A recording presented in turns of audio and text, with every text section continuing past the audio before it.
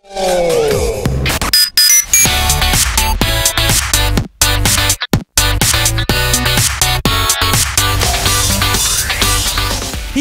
friend! 101.1 Yes, FM. At kasama mo na ang bibi mo sa radyo, DJ B-Boy Bibo! Yes, friend! Gusto lang kitang batiin ng Happy Thursday. Oy, happy tea! Happy ka nga ba or pilit mo na lang iniraraos ang araw na ito kagaya ni B-Boy Bibo?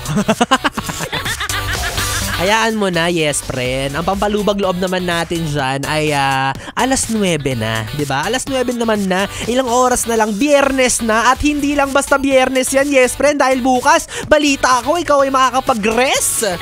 Iyabang mo naman. Kaya hi sa'yo, yes, friend, na nilulook forward na matapos na ang araw na to para holiday na, long weekend pa. Ay, ang sarap naman yan. Nakapagplano ka na ba kung saan ka gagala? Nakapagplano ka na ba kung saan mo lulustayin ang iyong mga sinweldo nitong nakaraan? Sabi ko naman sa'yo, pumasok ka na lang para at least double pay ka. Kaso wala pinipilit mo magpahinga. Ginilt trip. Hindi, ikaw naman ang bahala kung anong gusto mong gawin sa iyong holiday, diba? At least, hindi na bawasan ang holiday kagaya ng sinasabi ng isa dyan na dapat daw ay bawasan ang holiday. Pasalamat pa rin tayo kasi diba meron pa rin tayong panahon at pagkakataon para kahit papaano ay magpahinga. And of course, huwag natin kalimutan yung essence, diba, kung bakit tayo merong ganitong araw, yung holiday, kung ano nga ba ang sineselebrate natin. Diba? Pagpasalamat mo yung araw na yan. Ewan ko ba sa'yo, matatapos na lang ang buwan na to pero ikaw, puro ka pa rin reklamo. Diba? Pero aminin mo na yung, yes, pre, no, ang bilis-bilis ng buwan na to. Magbe-bare months na naman pero nananatili pa rin na mainitin ng iyong ulo. Bakit kasi hindi mo na lang yan palitan ng pasasalamat? Diba? Toxic positivity lang. Hindi, diba? Why not palitan mo ng pasasalamat, ng gratitude, ng gratefulness, diba? Pasasalamat kasi kahit stress at pagod ka lagi sa trabaho, basta magtiwala kang matatapos mo lahat ng iyong trabaho nang hindi ikaw ang tinatapos ng trabaho mo. Diba? Matatapos mo ang lahat ng iyong trabaho nang hindi nagiging abo.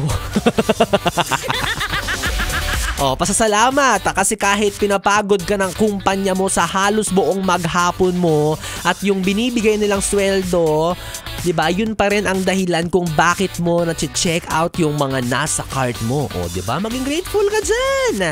Pasalamat kasi kahit puro kayo away ng jowa mo, nananatili pa rin matatag yung relasyon ninyo kahit naglolokohan na lang kayo. Pasasalamat kasi kahit yung wallet mo madalas nauubusan ng laman, at least never kumalam ng matindi ang iyong tiyan. Sana all! Kung meron lang mikropono para sa tiyan ko, maririnig nyo talaga ang gutom na si B-Boy Bibo. At syempre, pasasalamat kasi kahit ayaw mo na, pinipili mo pa rin magpatuloy, lumaban at makipagsapalaran. Kaya naman palakpakan para sa'yo, yes, friend! Yan, deserve mo ang isang masigabong palakpakan. Kung ikaw ay talaga namang determinado sa buhay na ito, ayan, sige, laban lang, diba? Marami tayong gustong ireklamo pero minsan hindi natin nakikita yung mga dapat nating ipagpasalamat. Parang ako na kahit paubos na ang pera, gayahin mo ko. Kasi nagpapasalamat ako kahit naubos na ang aking pera. At least mukha pa rin akong artista. Buhat na naman ang self. Pero walang pera, diba? Pero nagpapasalamat. Kainis. Ganyan, diba? Matuto tayong i-manipulate na lang ang mga bagay-bagay na nangyayari sa ating paligid, diba? Para maging positive lang lagi ang ating thinking. Kahit na hindi na tayo nagsithink. Kainis. Well, anyways, yes, friend kong Bibi. Ako na nga ang iyong kapiling DJ Biboy Bibo para sa ating Bibi Time na pwede mong makatabi hanggang mamayang alas 12 dito pa rin at dito ka lang sa istasyong No Problem, ang 101.1 Yes FM. Yes FM!